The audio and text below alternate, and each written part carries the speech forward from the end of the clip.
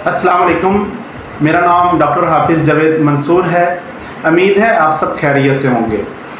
Last video में हमने बात की थी सीज़नल डायरिया के बारे में कि सीज़नल डायरिया की वजह क्या है और इससे बचने के लिए कौन कौन सी एहतियाती तदाबीर अपनानी चाहिए।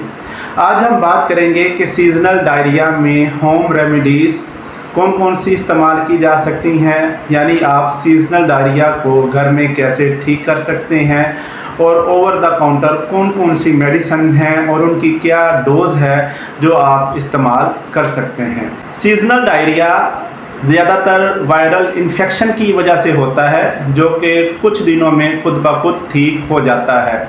इस कंडीशन में ORS यानी ओरल रिहाइड्रेशन सॉल्यूशन बहुत फ़ायदेमंद साबित होते हैं जो कि जिस्म में पानी की कमी को पूरा करने के साथ साथ इलेक्ट्रोलाइट्स को भी रिप्लेस करते हैं। तो आप जितना ज़्यादा हो सके ORS को इस्तेमाल करें। आप किसी भी ब्रांड का ORS इस्तेमाल कर सकते हैं जिसमें पेडिट्रॉल है, पीडियालाइट है, पेडिकेयर है या किसी भी ब्रांड का आप ORS ले सकते हैं। और इसको बनाने का तरीकाकार ये है कि आपने 1 लीटर पानी उबालकर ठंडा करना है और उस 1 लीटर पानी के अंदर आपने 1 साशे ORS का अच्छी तरह हल करना है और इस सॉल्यूशन को आप 24 घंटे के अंदर इस्तेमाल करें। 24 घंटे के बाद ये इस्तेमाल के काबिल नहीं रहता।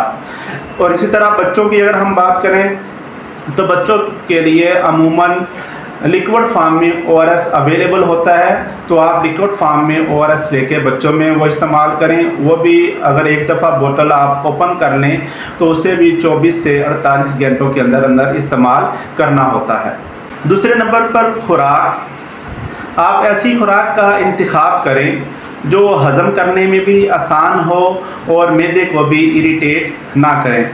इसमें एक टर्म इस्तेमाल होती है BRAT यानी बनाना, राइस, एप्पल सॉस और टोस्ट। आप जितना ज़्यादा हो सके केले का इस्तेमाल करें। केले को आप दही के अंदर मैश करके भी इस्तेमाल कर सकते हैं। चावल आप खिचड़ी बनाकर इस्तेमाल करें। सेब की चटनी आप इस्तेमाल कर सकते हैं और डबल रोटी आप इस्तेमाल करें।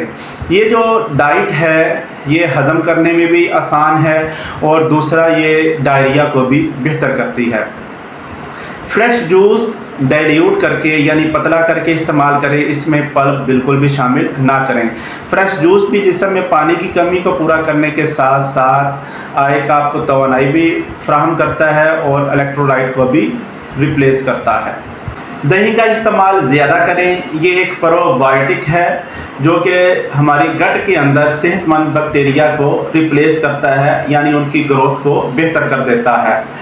इसके साथ साथ कॉफ़ी, शुगर ड्रिंक्स, खुराक जिससे ज़्यादा गैस बने, जिसके अंदर गोभी और फलियां वगैरह शामिल है, तली हुई अशिया, ज़्यादा मसाले वाली अशिया, फैटी फूड यानी चिकनाई वाले खानों से और दूध से बनी हुई अशिया से मुकम्मल परहेज़ करें क्योंकि इनके इस्तेमाल करने से डायरिया मज़ीद बढ़ जाता है।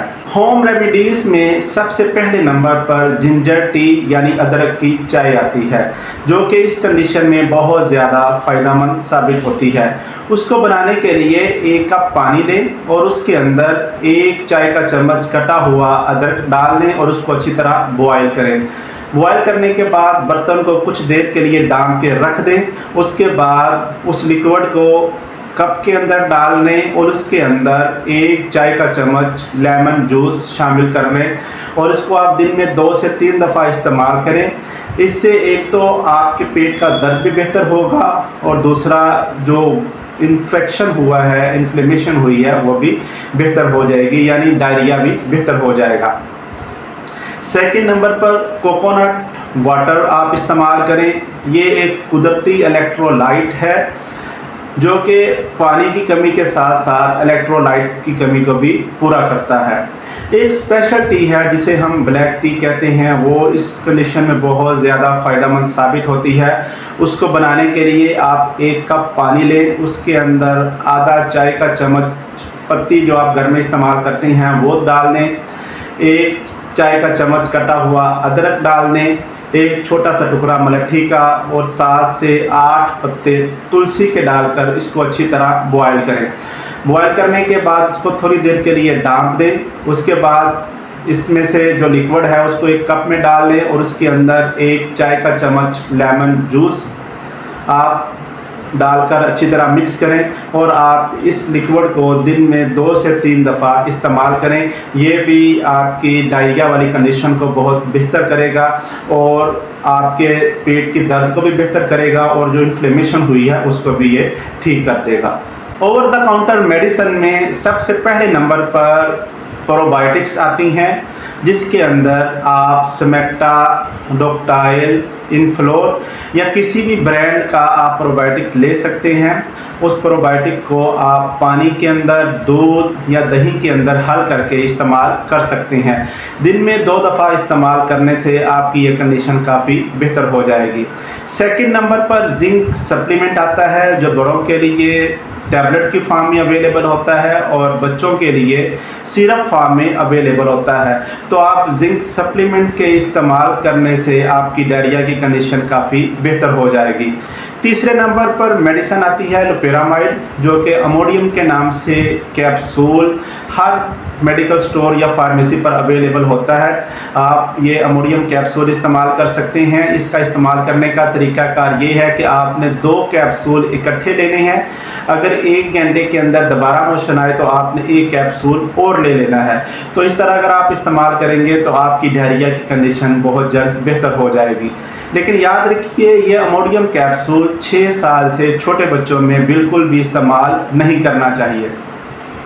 सेकंड, आप इंटॉक्स पी के नाम से मेडिसिन अवेलेबल होती है, वो आप इस्तेमाल कर लें। उसका भी इस्तेमाल करने का तरीकाकार यही है कि 2 टैबलेट इकट्ठी लें। अगर घंटे के अंदर दोबारा मोशन आए तो 1 टैबलेट और ली जाए। और इसके साथ साथ बिस्मोल के नाम से भी मेडिसिन अवेलेबल होती है, वो भी आप इस्तेमाल कर सकते हैं। लेकिन अगर आपकी डायरिया की कंडीशन बहुत ज़्यादा ख़राब है, बहुत ज़्यादा मोशन आ रही हैं, तो आपको चाहिए घर में वेट करने की बजाय या घर में इलाज करने की बजाय आप अपने करीबी हॉस्पिटल में जाएं, वहां पर चेकअप करवाकर डॉक्टर की हिदायत के मुताबिक आप मेडिसिन का इस्तेमाल करें। हो सकता है कि आपके जिस्म में पानी की ज़्यादा कमी हो जाए तो वहाँ पर आपको IV फ्लूइड लगाना पड़ जाए ताकि आपकी कंडीशन बेहतर से बेहतर हो जाए। उम्मीद है ये सारी मालूमात आपके लिए बहुत ज़्यादा फ़ायदेमंद साबित होगी। आप खुद भी ये वीडियो सुनें, अपने दोस्तों और अपने अजीज़ व अक़ारब को भी सेंड करें ताकि हमारी इस काविश की वजह से किसी का भला हो जाए। अपना ख्याल रखें, अपने बच्चों का ख्याल रखें, दुआओं में याद रखें। अल्लाह हाफ़िज़।